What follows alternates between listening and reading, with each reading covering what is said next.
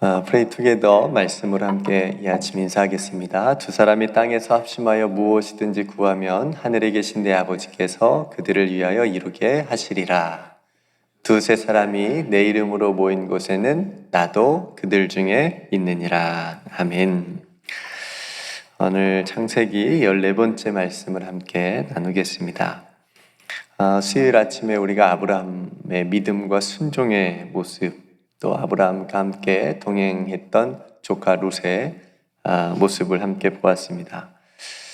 고향과 친척과 아버지의 집을 떠나서 하나님의 약속을 쫓아갔던 아브라함의 믿음과 순종은 하나님의 말씀에 대한 신뢰가 바탕이 되었을 때에 우리가 온전한 순종을 할 수가 있다. 또 아브라함과 함께 동행했던 룻처럼 우리도 믿음의 사람들과 함께 이 믿음의 길을 또 동행하고, 특별히 우리 투게더 모임 가운데 하나님의 이야기를 하고 하나님의 말씀을 나누고 또 그렇게 하나님께 순종하자라고 하는 그런 믿음의 교제가 투게더 모임 가운데 또 일어날 수 있기를 우리가 기도하자라고 하는 말씀을 나누었습니다. 오늘 읽진 않았는데 12장 4절 마지막 부분에 보니까요, 아브라함이 하나님의 말씀에 순종하면서 나아갈 때 나이가 75세라고 밝혀줍니다.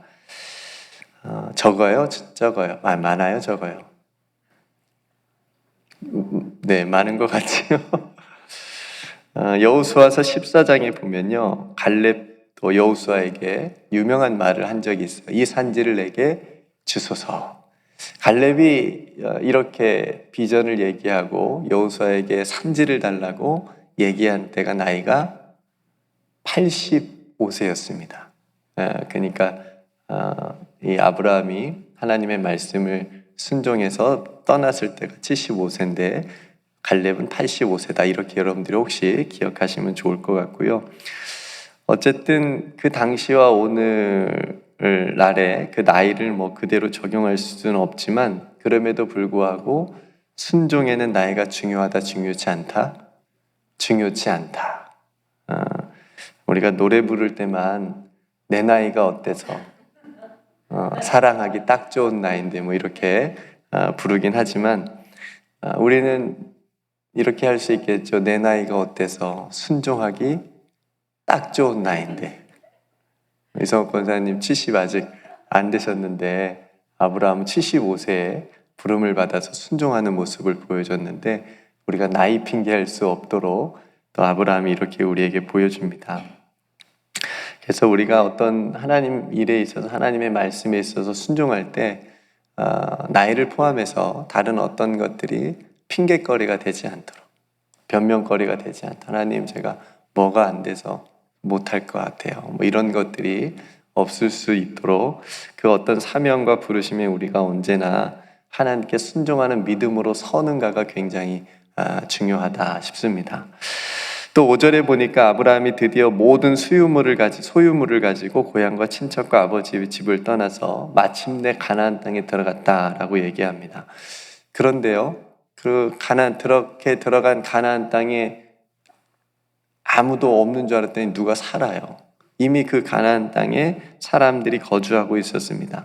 새 땅인 줄 알았는데 이미 거주하고 있는 사람들이 있었으니까 아브라함이 당황했을지 모르겠습니다. 이거 어떻게 해요? 그 땅에 이미 사람들이 살고 거주한다는 건 주인이라는 얘기잖아요.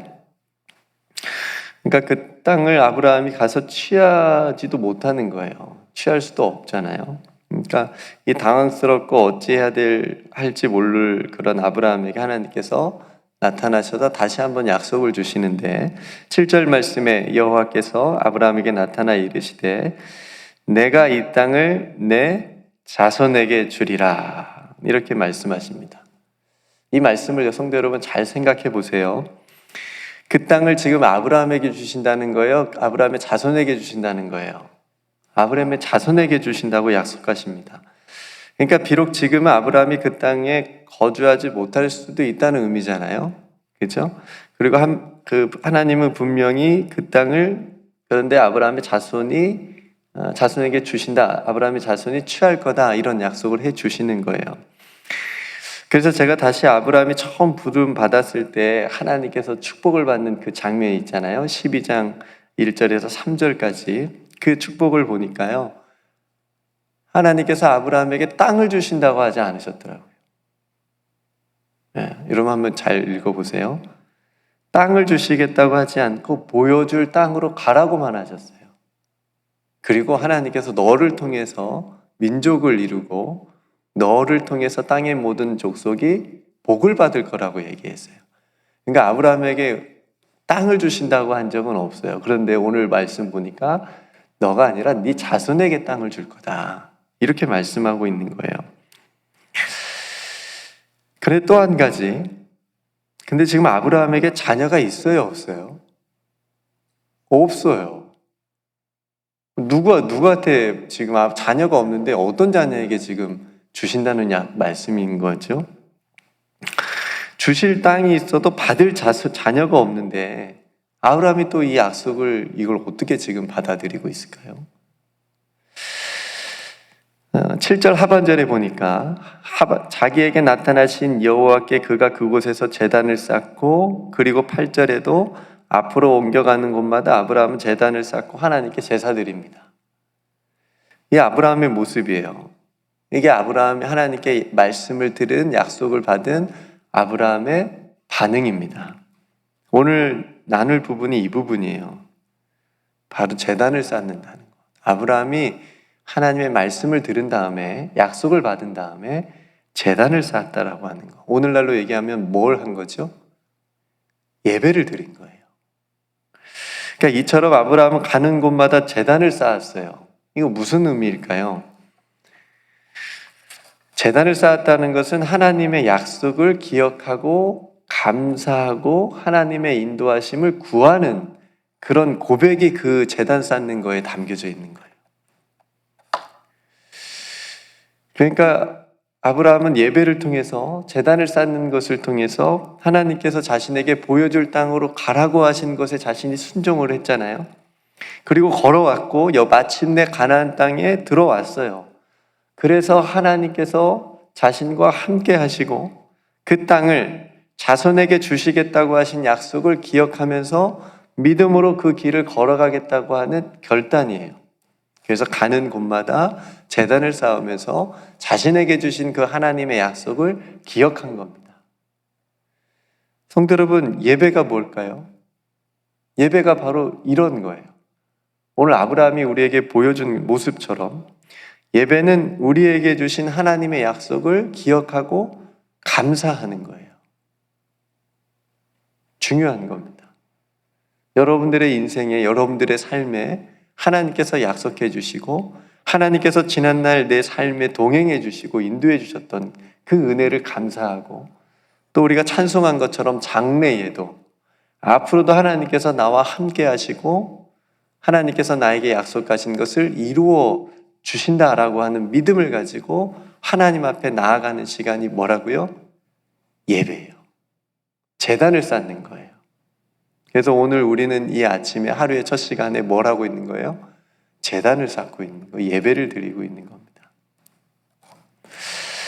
하나님의 말씀을 신뢰하며 나아가겠습니다 라고 고백하는 시간입니다. 고향과 친척과 아버지의 집을 떠나면서 아브라함이라고 왜 두려움이 없었겠어요? 그죠? 두려움이 있었겠죠. 그럼에도 불구하고 아브라함은 오늘 가는 곳마다 제단을 쌓으면서 마음을 다잡고 믿음을 가지고 하나님의 약속을 붙잡은 겁니다. 성도 여러분, 세상을 살아가면서 경험하게 되는 어려운 일들 있잖아요. 내 힘으로 안 되는 어려운 일들, 두려움을 주는 많은 문제들이 있습니다. 걱정거리 있습니다. 염려들이 있고요. 그 가운데 우리가 살아가지만, 특별히 저는 주일에 드리는 우리 예배 있잖아요. 그 예배를 통해서 우리의 시선을 하나님께서는 다시 하나님을 바라보도록 인도해 주신, 얼마나 큰 은총의 시간입니까? 예배가 없었다면 계속 그 세상 가운데서 어려운 일 가운데 빠져서 걱정하고 염려할 텐데, 예배를 통해서 그것들 바라보지 말고 나 봐라. 내가 너희들 지켜주고 붙잡아 주겠다고 약속하지 않았느냐. 그러면서 우리의 약한 믿음을 다시 새롭게 하고 세워주시는 그 은총의 시간이 예배이지 않습니까? 이 새벽의 시간도 마찬가지고요.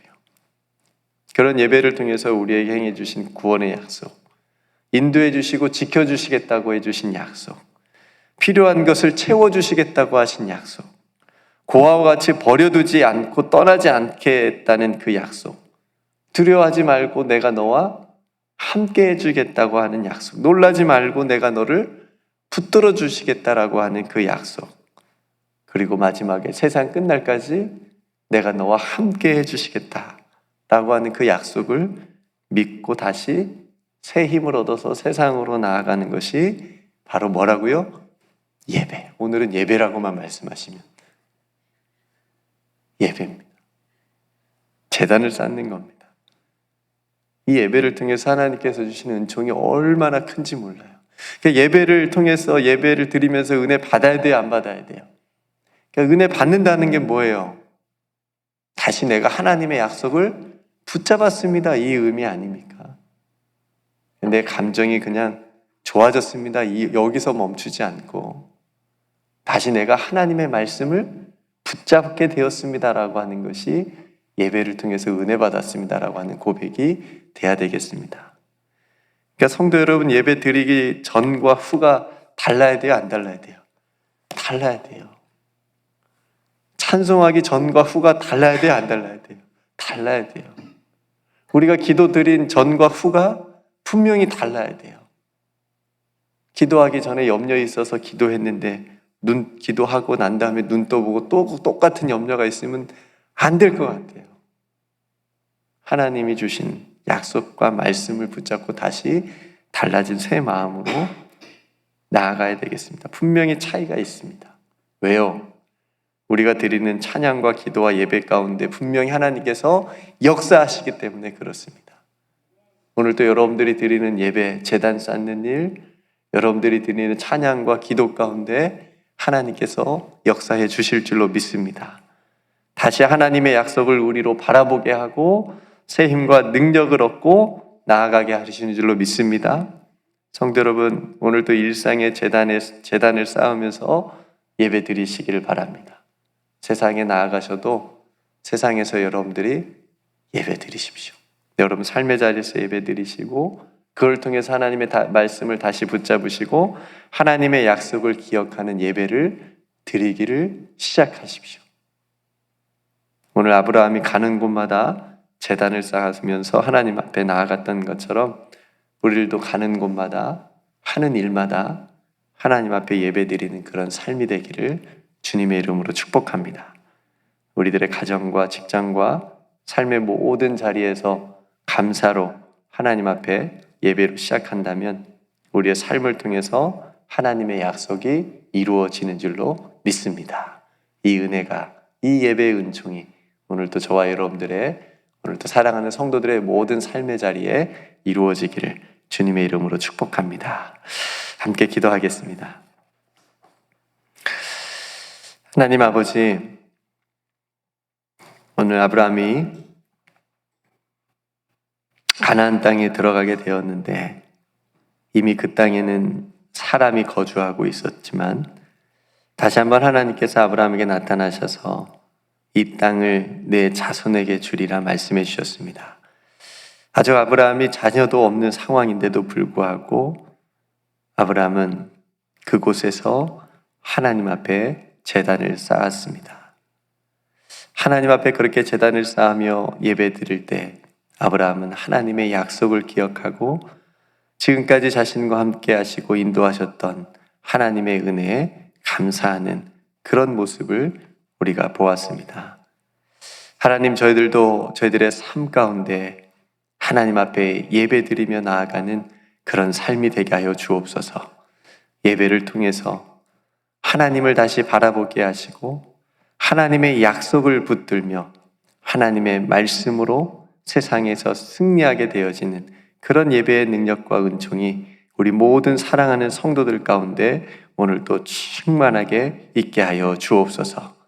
하나님, 예배를 통해서 우리의 삶이 변화가 되어지길 원합니다. 예배를 통해서 하나님께서 주신 새 힘과 새 능력으로 승리하기를 원합니다. 오늘도 사랑하는 성도들의 모든 삶의 자리가 일상의 예배가 되게 하여 주옵소서. 오늘도 우리와 함께하여 주신 은혜를 감사드리며 우리 예배를 기뻐 받으시는 우리 구주 예수 그리스도의 이름으로 간절히 기도드리옵나이다. 아멘.